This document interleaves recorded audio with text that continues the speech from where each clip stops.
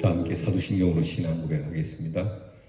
전능하사 천지를 만드신 하나님 아버지를 내가 믿사오며 그 외아들 우리 주 예수 그리스도를 믿사오니 이는 성령으로 잉태하사 동정녀 마리아에게 나시고 본디오 빌라도에게 고난을 받으사 십자가에 못 박혀 죽으시고 장사한 지 사흘 만에 죽은 자 가운데서 되살아나시며 하늘에 오르사 전능하신 하나님 우편에 앉아 계시다가 저리로서 사는 자와 죽은 자를 심판하러 오시리라. 성령을 믿사오며 거룩한 공회와 성도가 서로 교통하는 것과 죄를 사하여 주시는 것과 몸이 다시 사는 것과 영원히 사는 것을 믿사옵나이다. 아멘.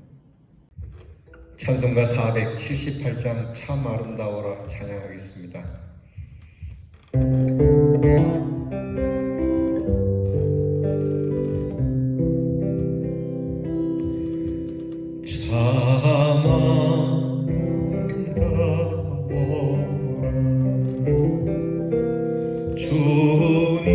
주님의 세계는 저솔로 보내고 더 고운 백화와 주 찬송하는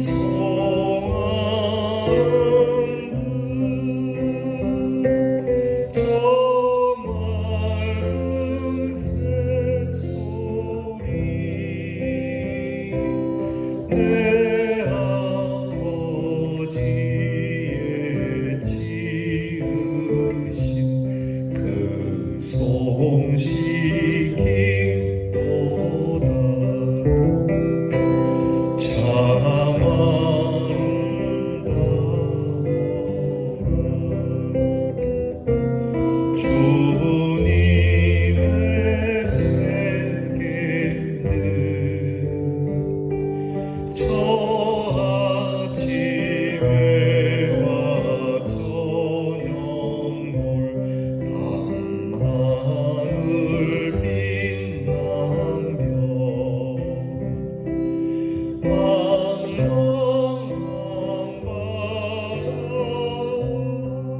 늘 푸른 거리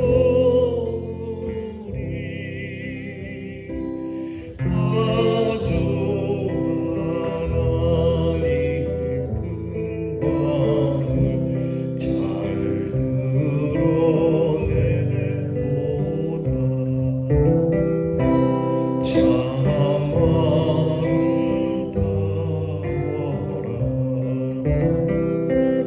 주님의 세계는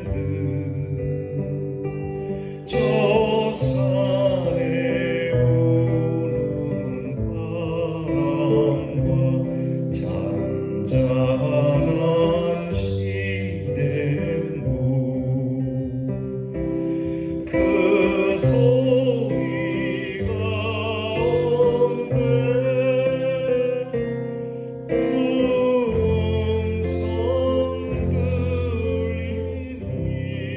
하나님의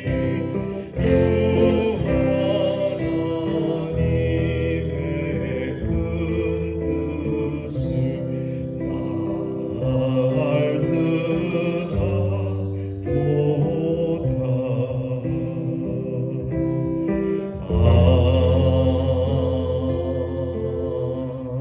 아멘. 기도하겠습니다.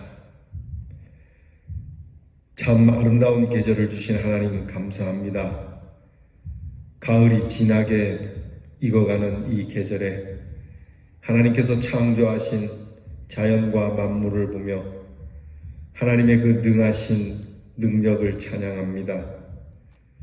주님이 지으신 모든 세계는 솔로몬의 옷보다 어떤 인간의 아름다운 영화보다 더 아름답고 어떤 사람들이 지은 것보다 더 놀라움을 고백하지 않을 수가 없습니다. 하나님이 지으신 세계 안에 우리를 아름답게 하시고 거룩하게 하시며 하나님을 찬송할 수 있도록 우리를 구별하여 주심을 감사드립니다. 아침 해가 뜰 때와 저녁 놀이 질 때 온종일 주님을 찬양하되 우리를 구원하신 그 능력을 찬송하며 하나님이 지으신 그 귀한 능력 속에 크신 뜻을 깨달아 알아 하나님의 이름을 더욱 높이는 주님의 사람들이 되게 해 주시옵소서. 온 자연 만물을 통해서 우리에게 들려주시는 주님의 사랑의 음성을 들을 수 있는 영혼들이 되게 하여 주시기를 원합니다. 하나님, 사랑하는 우리의 성도들이 이렇게 아름다운 계절을 맞아 우리의 심령도 아름다워지고 우리의 삶이 아름다워지도록 복을 내려 주시옵소서.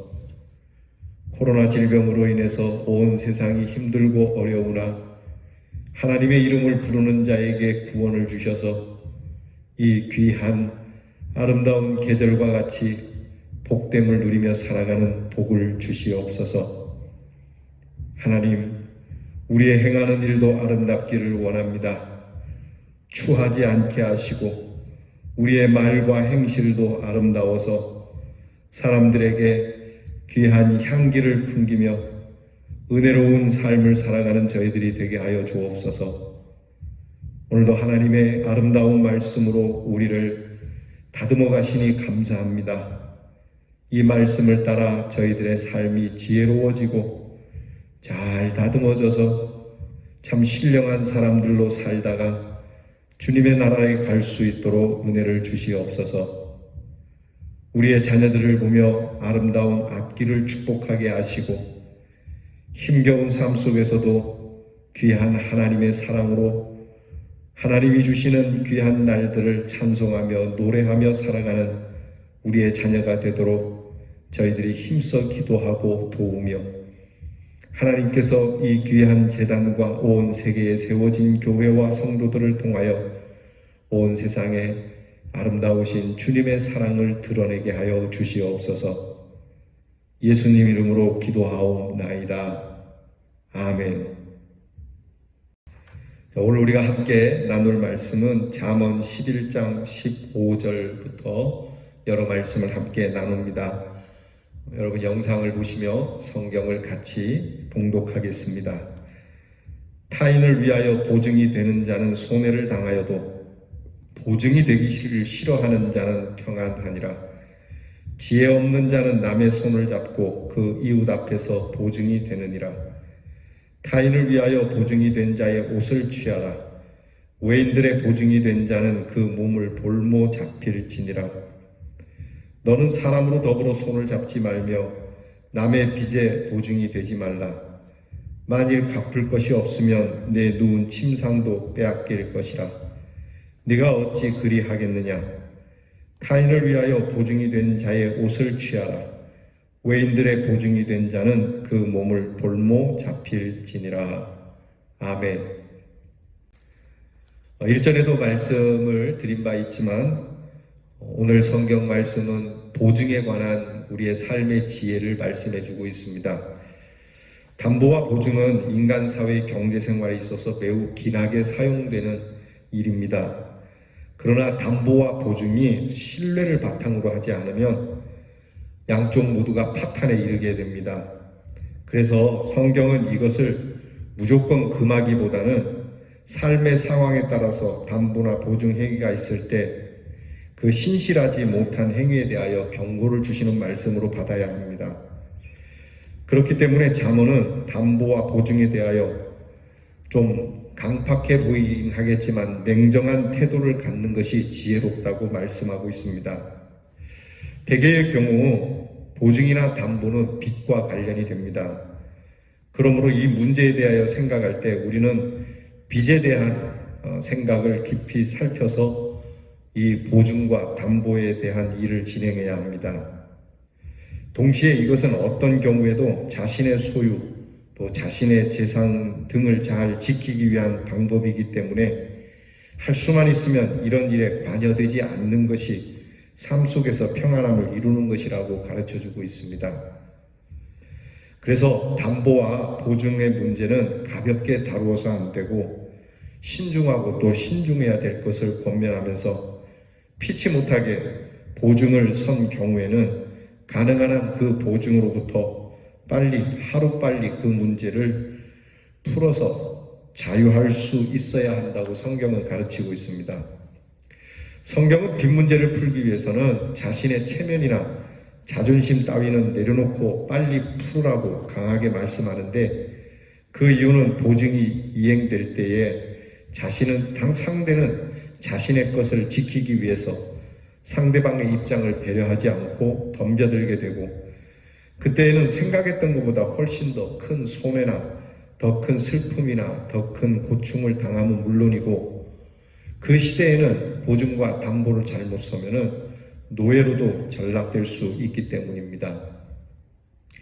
그러니까 어쩔 수 없이 담보나 보증을 서야 되는 경우가 있는데, 이런 경우에는 정말 신중해야 하고, 또 이것을 이행하는 사람들은 모두가 다 신뢰를 가져야 합니다.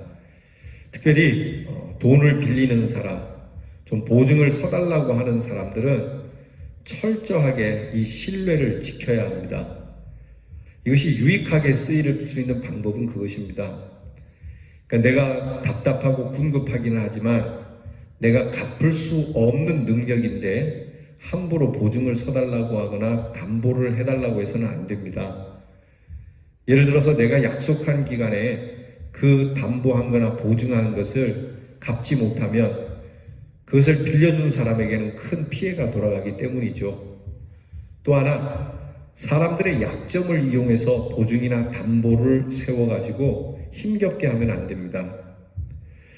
일종의 고리대금목과 같은 일인데, 재물이 필요한 사람에게 접근을 해서 그에게 당치도 않는 그러한 보증을 서게 하고 담보를 잡히게 해서 그의 신체까지도, 나아가서 생명까지도 빼앗게 되는 이 일에 대해서 하나님은 엄히 다스리고 계시다는 것을 기억해야 합니다. 사실 사람들의 삶 속에서 보증은 서로 유익이 될 수 있는 좋은 관습들인데, 우리가 생각하는 것보다 훨씬 더 많은 부작용이 있는 것을 우리는 잘 알고 있습니다. 특히 고리대금과 같은 일들은 매우 위험한 사회 악이고, 금전을 필요로 하는 사람의 약점을 이용해서 채무자를 피폐케 하는 이 사악한 행위라는 것을 잊지 말아야 합니다.